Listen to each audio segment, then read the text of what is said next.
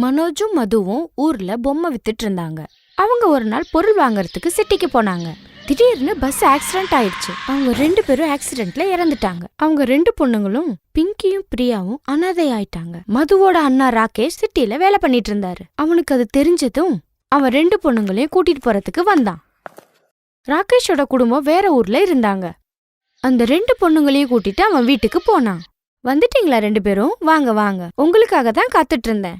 நீங்க 2 பேரும் பொறுமையா இருங்க. நாங்க 2 பேரும் தான் உங்களுக்கு அப்பா அம்மா எல்லாமே. அத்தை, நீங்க ரொம்ப நல்லவங்க. அப்பா அம்மா 2 பேருமே ஞாபகமா இருக்காங்க. அப்பா அம்மா இல்லாம நாங்க 2 பேரும் அனாதை ஆயிட்டோமே, எங்களுக்கு மனசே இல்ல. ஒன்னும் கவலைப்படக்கூடாது பாப்பா, கொஞ்ச நாள் போக போக சரியாயிடும். வாங்க, இப்ப நீங்க ரெஸ்ட் எடுங்க. பிங்கியும் பிரியாவும் பூஜா கூட ரூமுக்கு போனாங்க.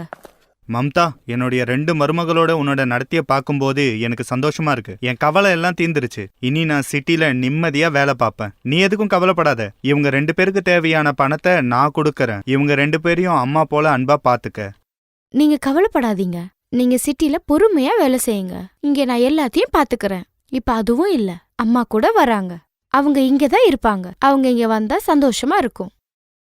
இது நல்ல விஷயம். நான் இன்னும் 1-2 நாள்ல சிட்டிக்கு போயிடுவேன். ராகேஷ் 2-3 நாள் கழிச்சு சிட்டிக்கு போயிட்டான். பின்னாடியே மம்தா அம்மா வந்துட்டாங்க. வேற ஊர்ல இருந்து பொண்ணு வீட்டுக்கு வந்துட்டாங்க. மம்தாவோட மறு உருவத்தை காட்ட போறா. அம்மா, நான் ஸ்கூலுக்கு போறேன். சரிம்மா, பாத்து போ, பத்திரமா போ. அத்தை, நாங்க 2 பேரும் ஸ்கூலுக்கு போகவா? நாங்களும் ரெடியா இருக்கோம். நீங்க 2 பேருமா? கொஞ்சம் இருங்க, உங்களுக்கு கொஞ்சம் வேலை இருக்கு. நீங்க அப்புறம் போங்க. நீ போ பூஜா, நீ போறதுக்குள்ள இவங்க வந்துடுவாங்க. 2 பேரும் கிச்சனுக்கு போய் டீ சப்பாத்தி பண்ணுங்க. அம்மாவுக்கு மருந்து வாங்கணும். எனக்கு கால் வலிக்குது, வேலையெல்லாம் செய்ய முடியாது. கொஞ்ச நேரம் கழிச்சு ஸ்கூலுக்கு போங்க. பிங்கியும் பிரியாவும் கவலையோட கிச்சனுக்குள்ள போய் டீயும் சப்பாத்தியும் பண்ண ஆரம்பிச்சுட்டாங்க. இவங்க 2 பேர்த்தையும் ஸ்கூலுக்கு ஏன் அனுப்புற? வீட்டு வேலைய செய்ய வை. நீ தனியா எல்லாம் செய்வியா? இல்லம்மா, இவங்கள ஸ்கூலுக்கு அனுப்பியே ஆகணும். இவங்க மாமாவுக்கு தெரிஞ்சிடும் இவங்க ஸ்கூலுக்கு போகலேன்னு. நான் ஒன்னு யோசிச்சிருக்கேன். எனக்கு எப்படி வேணுமோ அப்படி செஞ்சு காட்டுறேன். ஆமாமா. மம்தா ரொம்ப புத்திசாலி. அவ வேணும்னே டெய்லியும் பிரியாவும் பிங்கியும் ஸ்கூலுக்கு விடாம லேட் பண்ணிட்டு திரும்பி வர மாதிரி செஞ்சா. அப்புறம் வீட்டு வேலையெல்லாம் செய்ய வச்சா. இவங்க அத்தை இப்படி பண்ணிட்டே இருந்தனால அவங்களால டெய்லியும் டைமுக்கு ஸ்கூலுக்கு போக முடியல. அதனால படிக்க முடியல. டீச்சரும் திட்ட ஆரம்பிச்சுட்டாங்க. என்னாச்சு பிங்கி, பிரியா? 2 பேரும் டெய்லி லேட் ஸ்கூலுக்கு. என்னாச்சு? இப்படி நடக்க கூடாது. நீங்க டைமுக்கு ஸ்கூலுக்கு வரலைனா உங்க மாமா கிட்ட எல்லாமே சொல்லிடுவேன். மேம், எங்க மாமா கிட்ட சொல்லாதீங்க. நாங்க நாளையில இருந்து கரெக்ட் டைமுக்கு வந்துடுறோம். பிங்கியும் பிரியாவும் இத பத்தி சொன்னதும் உங்க அத்தைக்கு ரொம்ப கோவம் வந்துருச்சு. நீங்க லேட்டா போறத பத்தி உங்க மாமாவுக்கு யாரும் சொன்னீங்கன்னா அவங்க ஒண்ணும் பண்ண மாட்டாங்க. உங்க 2 பேத்துக்கு தான் திட்டு விழுகும். உங்க 2 பேரும் ஸ்கூல்ல இருந்து கட் ஆயிடும். பிங்கியும் பிரியாவும் 2 அனாதை பிள்ளைங்களா இருக்கனால எதுவும் சொல்ல முடியல. அடுத்த நாளும் திருப்பி லேட்டா போனாங்க. ஏன்னா மம்தா 2 பேத்துக்கும் நிறைய வேலை கொடுத்தா. பிங்கியும் பிரியாவும் திருப்பி வரப்போ ஒரு மரத்துக்கடியில உட்காந்து ரொம்ப அழுக ஆரம்பிச்சுட்டாங்க. அப்பா அம்மா, எங்களை விட்டு எதுக்கு போனீங்க? உங்கள மாதிரி யாரும் பாத்துக்க முடியாது. அப்பா அம்மா போனதுக்கு அப்புறம் நம்ம தனியா ஆயிட்டோம். யாரும் நம்ம பேச்ச கேட்க மாட்டேங்கிறாங்க. அத்தை நம்மள எல்லா வேலையும் வாங்குறாங்க. ஸ்கூலுக்கு கூட எங்களால போக முடியல. இந்த விஷயத்த மாமா கிட்ட கூட சொல்ல முடியாதே.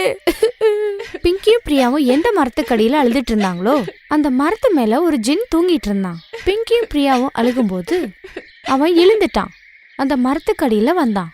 பிங்கி பிரியா 2 பேரும் அந்த ஜின்னை பார்த்து ரொம்பவே பயந்துட்டாங்க. பிங்கி பிரியாவும் ஜின்னு கிட்ட எல்லாமே சொல்லிட்டாங்க. 2 பேரும் சொன்னதை கேட்டு ஜின்னு ரொம்ப கவலைப்பட்டான். ஓ, அப்ப இதுதான் விஷயமா? உங்க பிரச்சனைக்கு என்கிட்ட ஒரு வழி இருக்கு. நான் உங்களுக்கு மந்திர ஸ்கூல் யூனிஃபார்ம் கொடுக்கறேன். நீங்க அதை போட்டுக்கிட்டு ஸ்கூலுக்கு போங்க. அப்போ உங்களுக்கு நேரமே ஆகாது. அந்த மந்திர ஸ்கூல் யூனிஃபார்மை போட்ட பிறகு நீங்க அந்த யூனிஃபார்ம் கிட்ட என்ன சொல்றீங்களோ அது அப்படியே செய்யும். நீங்களா எந்த வேலையும் செய்ய வேண்டியதில்லை. இனிமே எல்லாம் அந்த மந்திர யூனிஃபார்மே செஞ்சு முடிச்சிடும். அதுக்கப்புறம் யாராச்சும் இந்த மந்திர யூனிஃபார்மை கண்டுபிடிக்க முயற்சி பண்ணா அவங்களுக்கு அதுக்கான தண்டனை கிடைக்கும். சரி, நான் இப்போ இன்னொரு மரத்துல போய் தூங்க ஆரம்பிக்கிறேன். நீங்க இந்த ஸ்கூல் யூனிஃபார்மை போட்டுட்டு போங்க. நிம்மதியா இருங்க. ஜின்னண்ணா, நீங்க ரொம்ப நல்ல அண்ணா. தேங்க்யூ ஜின்னண்ணா. ஜின் மேஜிக் ஸ்கூல் யூனிஃபார்ம் கொடுத்ததும் அங்க இருந்து மறைஞ்சிட்டான். மறுநாள்ல இருந்து பிங்கியும் பிரியாவும் ஸ்கூல் யூனிஃபார்ம் போட்டு வெளியே வந்து நின்னுட்டு அவங்க சொன்ன எல்லாமே மேஜிக் யூனிஃபார்ம் செய்ய ஆரம்பிச்சிச்சு. மேஜிக் யூனிஃபார்ம், எனக்காக நல்ல டீ போட்டு வை. யூனிஃபார்ம் மேஜிக் பண்ணி டீ போட்டு வச்சிருச்சு. நம்ம எல்லா வேலையும் செஞ்சு வச்சிடலாம். எங்க 2 பேத்தையும் ஸ்கூலுக்கு அனுப்பிடு. இப்ப பிங்கியும் பிரியாவும் ஸ்கூல் கேட்டுக்கிட்டே வேகமா போயிட்டாங்க. அப்பவே எல்லா பசங்களும் வந்துட்டு இருந்தாங்க. பிங்கி பிரியாவும் டைமுக்கு ஸ்கூலுக்கு போயிட்டு இருந்தாங்க. ஒரு நைட் பிங்கி பிரியா தூங்கும்போது மம்தா அந்த மேஜிக் ஸ்கூல் யூனிஃபார்ம கப்போர்ட்ல இருந்ததை பாத்துட்டா. அட, இவங்க 2 பேத்துக்கும் நான் கிழிஞ்ச யூனிஃபார்ம் கொடுத்தனே, இது என்ன? இவங்க 2 பேத்துக்கும் இவ்ளோ நல்ல யூனிஃபார்ம் எப்படி கிடைச்சிச்சு? இந்த ஸ்கூல் யூனிஃபார்ம இவங்களே வாங்கிட்டாங்களா என்னமோ?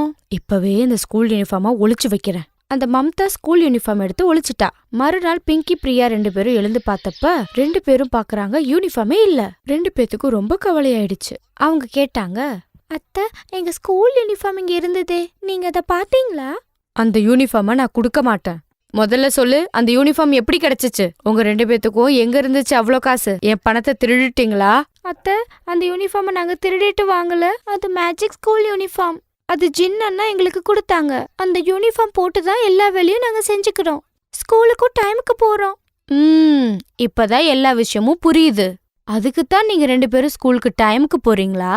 இப்ப இந்த யூனிஃபார்ம கிழிச்சு போடுறேன். இந்த யூனிஃபார்ம நான் எரிச்சிடுறேன். மம்தா அந்த யூனிஃபார்ம் மேல நெருப்ப பத்த வைக்கிறப்ப அந்த நெருப்பு அவ கை மேலேயே புடிச்சிருச்சு. அப்புறம் அவ கத்த ஆரம்பிச்சிட்டா. அதுக்கப்புறம் ராகேஷ் வந்தான். அதுக்கு முன்னாடி ஜின்னும் வந்துட்டான். காப்பாத்துங்க, காப்பாத்துங்க, நான் எரியறேன். நீ பிங்கியையும் பிரியாவையும் ரொம்ப கஷ்டப்படுத்திட்ட. அவங்கள நீ ரொம்ப கொடுமை பண்ணிருக்க. உன்னை தண்டனையில இருந்து யாராலையும் காப்பாத்த முடியாது. இல்ல, எங்களை மன்னிச்சிடுங்க. என் பொண்ணை விட்டுருங்க. ஜின் அது எல்லாத்தையும் சரி பண்ணிட்டான். மம்தா, உன்னை நான் முதல்ல தப்பா நினைச்சிட்டேன். நீ உன் அம்மாவோட சேர்ந்து இங்கிருந்து கிளம்பு. மறுபடியும் இங்க வந்துடாத. என்னுடைய மகளையும் மருமகளையும் நானே பாத்துக்கிறேன். இல்ல, என்ன மன்னிச்சிடுங்க. நீங்க இல்லாம நான் இங்க இருந்து என்ன பண்ணுவேன்? எனக்கு உங்களை விட்டா யாரும் இல்லையே. பிங்கி பிரியா, என்ன மன்னிச்சிடுங்கம்மா. நான் ரொம்ப பெரிய தப்பு பண்ணிட்டேன். மாமா, அத்தைய ஒன்னும் சொல்லாதீங்க. அவங்கள மன்னிச்சிடுங்க. நாங்க அப்பா அம்மாவை நாங்க தொலைச்சிட்டு இருக்கோம். இப்பயாவது அத்தை வேணும். ஜின்னண்ணா, அத்தைய நீங்க மன்னிச்சிடுங்க. பிங்கி பிரியா பேசுறத பார்த்த மம்தா கண்ணுல தண்ணி வந்துடுச்சு. அது ரொம்ப வெக்கப்படும். ராகேஷும் ஜின்னும் மம்தாவை மன்னிச்சிட்டாங்க. மம்தா சத்தியம் பண்ணா, அவ இனிமே பிங்கியும் பிரியாவையும் எப்பவுமே தொல்லை பண்ண மாட்டான்னு.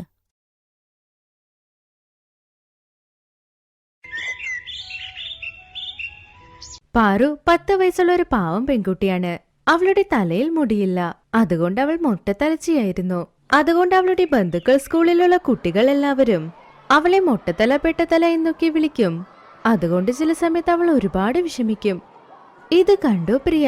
അമ്മ ഇന്നലെ മാർക്കറ്റിൽ പോയപ്പോ എനിക്ക് വേണ്ടി വാങ്ങിക്കൊണ്ടുവന്ന ഹെയർ ക്ലിപ്പാണ്. ആഹാ ശീതൽ, ഈ ഹെയർ ക്ലിപ്പ് നന്നായിട്ടുണ്ട്. നിന്റെ അമ്മയോട് പറഞ്ഞ് എനിക്കൊന്ന് വാങ്ങിത്തരാൻ പറയുമോ? ആ, തീർച്ചയായും. അയ്യോ, നോക്കി കണ്ടോ, താഴെ വീണു. മൊട്ടെ, എങ്ങോട്ട് വാ. ആ, ഇതാ വരുന്നു. ആ ഹെയർ ക്ലിപ്പ് എടുത്തതാ. Thank you. ശരി, നിനക്ക് വേണമെങ്കിൽ നിനക്കൊരു സെറ്റ് ഹെയർ പിൻ കൊണ്ടുവരട്ടെ? ഇല്ല, എനിക്ക് വേണ്ട. എന്താ ശീതൽ ഇത്? അവൾ അവളുടെ തലയിൽ എങ്ങനെയാ ഹെയർ ക്ലിപ്പ് ഇടുക? അവൾ ഒരു മൊട്ടത്തലച്ചിയാ. അയ്യോ, ഞാൻ മറന്നേ പോയി. ഇവളൊരു മൊട്ടത്തലച്ചിയാണല്ലേ. അപ്പൊ അവിടേക്ക് ക്ലാസ് ടീച്ചർ വന്നു. എല്ലാ കുട്ടികളും എഴുന്നേറ്റ് നിന്നു. ഗുഡ് മോർണിംഗ് കുട്ടികളെ, നിങ്ങൾക്ക് എല്ലാവർക്കും ഒരു ഗുഡ് ന്യൂസ് ഉണ്ട്. നമ്മുടെ സ്കൂളിൽ ഒരു വലിയ ലെവലിൽ ഫാഷൻ ഷോ നടക്കാൻ പോകുന്നു. അതിൽ നിങ്ങൾ എല്ലാവരും പാർട്ടിസിപ്പേറ്റ് ചെയ്യണം. വാ, ഫാഷൻ ഷോ. അപ്പൊ ഞാനായിരിക്കും ഏറ്റവും സുന്ദരി. ശീതൽ, നിനക്ക് അസൂയ കൂടുതലാ. ഞങ്ങള് സുന്ദരിയാണ്. ഞങ്ങള് ഫാഷൻ ഷോയിൽ പാർട്ടിസിപ്പേറ്റ് ചെയ്യും. എങ്ങനെ പറയുന്നത് ശരിയല്ല. ഇല്ല, ഞാൻ ആ അർത്ഥത്തിൽ പറഞ്ഞതല്ല. നിങ്ങളും ഭംഗിയായിരിക്കാൻ ട്രൈ ചെയ്യൂ. പക്ഷേ എന്റെ അച്ഛനും അമ്മയും വളരെ വലിയ പണക്കാരാ. എനിക്ക് കോസ്റ്റ്ലി ഡ്രസ്സൊക്കെ വാങ്ങിത്തരും. പക്ഷേ നിങ്ങളുടെ അച്ഛനമ്മ പണി ചെയ്യുന്നവരല്ലേ. അത്രയും കോസ്റ്റ്ലി ഡ്രസ് അവർക്ക് വാങ്ങിത്തരാൻ പറ്റുമോ? അത് മാത്രമല്ല, എന്റെ ഹെയർ എത്ര ലോങ് ആയിട്ടുണ്ട്. ഞാൻ പാർലറിലേക്ക് പോയ എത്ര വിധമായ ഹെയർ സ്റ്റൈലും എനിക്ക് ചെയ്യാൻ പറ്റും. പക്ഷെ നിങ്ങളുടെ ഹെയർ നോക്കൂ, വളരെ ചെറുതല്ലേ. ഇതാ ആ മൊട്ടത്തലച്ചിയെ പോലെ. ശീതൽ പറഞ്ഞത് കേട്ട് പൂജയ്ക്ക് ഒരുപാട് ദേഷ്യം വന്നു. പക്ഷെ ആ സമയത്ത് അവൾ ഒന്നും പറഞ്ഞില്ല. പിന്നെ കരഞ്ഞുകൊണ്ടേ അവിടെ നിന്ന് വന്നു. എന്റെ മകളെ എന്തിനാ സ്കൂളിലേക്ക് അയക്കുന്നത് നിങ്ങൾ? എല്ലാ കുട്ടികളും കളിയാക്കുന്നു. എത്ര ദിവസം മിണ്ടാതിരിക്കും? ഒരുപാട് കഷ്ടപ്പെട്ട ഈ സ്കൂളിൽ ചേർത്തത്. നമ്മുടെ ബഡ്ജറ്റിലുമാണ്. അവർ കുട്ടികളാണ്. കുട്ടികൾ അങ്ങനെ സംസാരിക്കൂ. അവർ തമ്മിൽ തമ്മിൽ കളിയാക്കും. പാറൽ, നമ്മളെക്കുറിച്ച് കുറ്റം പറയുന്നവർക്ക് ചെവി കൊടുക്കാനേ പാടില്ല. നമ്മൾ ഇങ്ങനെ എല്ലാവരും പറയുന്നത് കേട്ടുകൊണ്ടേയിരുന്നാൽ ജീവിതം മുൻപോട്ട് കൊണ്ടുപോകുന്നത് പ്രയാസമാകും. അടുത്ത ദിവസം പാറു എന്നത്തെയും പോലെ സ്കൂളിലേക്ക് പുറപ്പെട്ടു. പക്ഷേ ദിവസം പോകുന്ന ആ റൂട്ടിൽ നടക്കാതെ അടുത്ത റോഡിലൂടെ പോയിക്കൊണ്ടിരുന്നു. അപ്പോൾ അവൾ മനസ്സിൽ ചിന്തിച്ചു, എനിക്ക് എന്തോന്ന് സ്കൂളിൽ പോകാൻ ഇഷ്ടമേ ആകുന്നില്ല. എനിക്ക് മാത്രം എന്താ ഇങ്ങനെ? എന്റെ തലയിൽ എന്താ മുടിയില്ലാത്തേ? കുട്ടികളെല്ലാം കളിയാക്കുന്നു. എന്റെ തലയിൽ മുടിയുണ്ടായിരുന്നെങ്കിൽ ഞാൻ കാണാൻ എത്ര സുന്ദരിയായിരിക്കും. പാറു അങ്ങനെ ചിന്തിക്കുമ്പോൾ ആരോ ബഹളം വെക്കുന്നത് കേട്ടു. ആരെങ്കിലും രക്ഷിക്കൂ, ഞാനിവിടെ കുഴിയിൽ വീണു, ആരെങ്കിലും രക്ഷിക്കൂ എന്നെ. അയ്യോ, നിങ്ങൾ ആരാ? നിങ്ങൾ എങ്ങനെ ഇതിൽ വീണത്? ഒരു മിനിറ്റ് നിൽക്കൂ, നിങ്ങളെ പുറത്തെടുക്കാൻ ഞാൻ എങ്ങനെയും ശ്രമിക്കാം. പക്ഷേ കയറ് വേണം. അതാ അവിടെ ഒരു കയറുണ്ട്.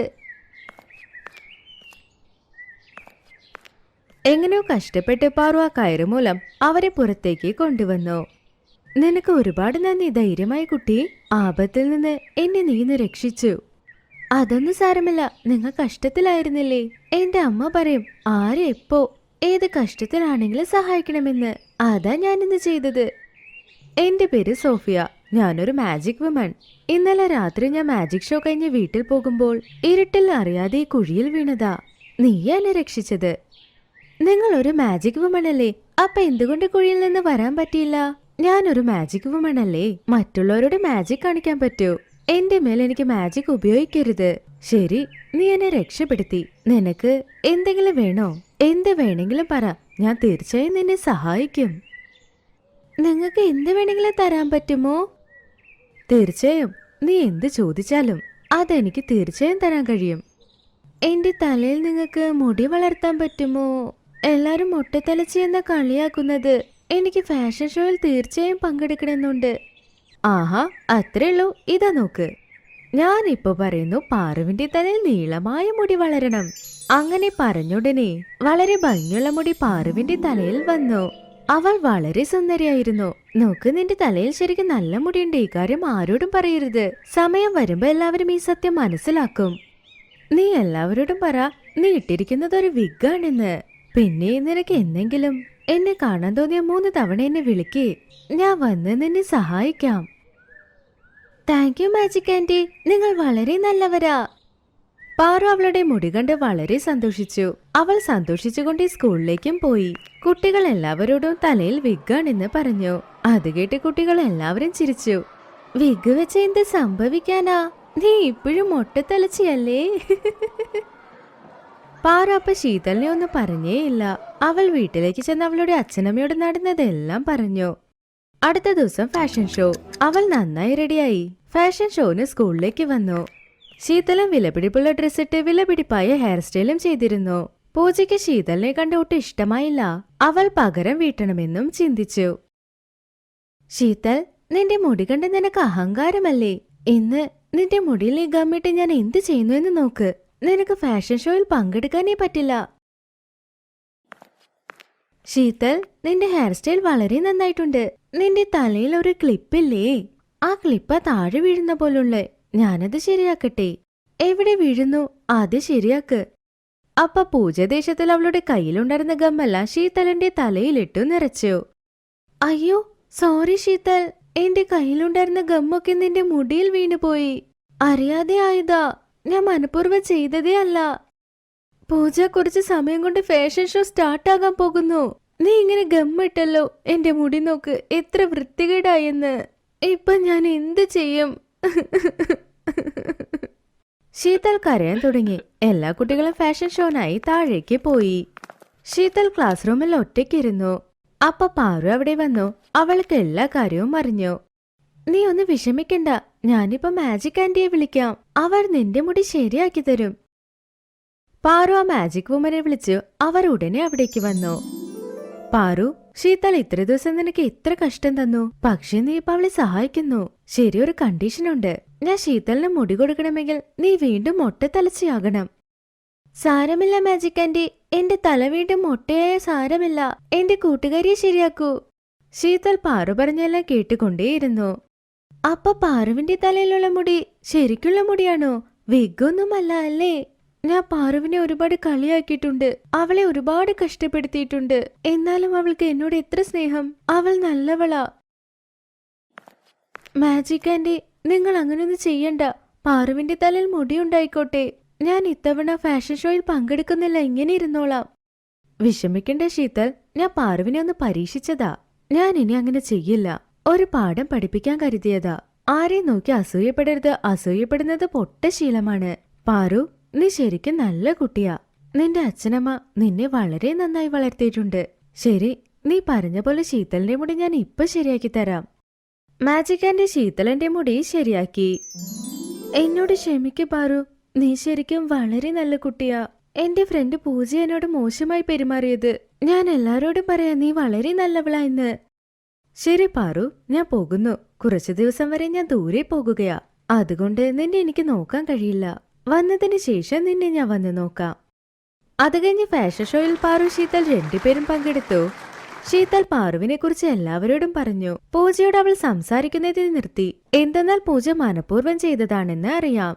അന്നു മുതൽ പാറു ശീതൽ രണ്ടുപേരും വളരെ നല്ല സുഹൃത്തുക്കളായി. പാറു എല്ലാവരെയും സഹായിച്ചു. ആരാണോ എല്ലാവരെയും സഹായിക്കുന്നത് അവർക്ക് തീർച്ചയായും നല്ലത് മാത്രം നടക്കും. Thanks for watching.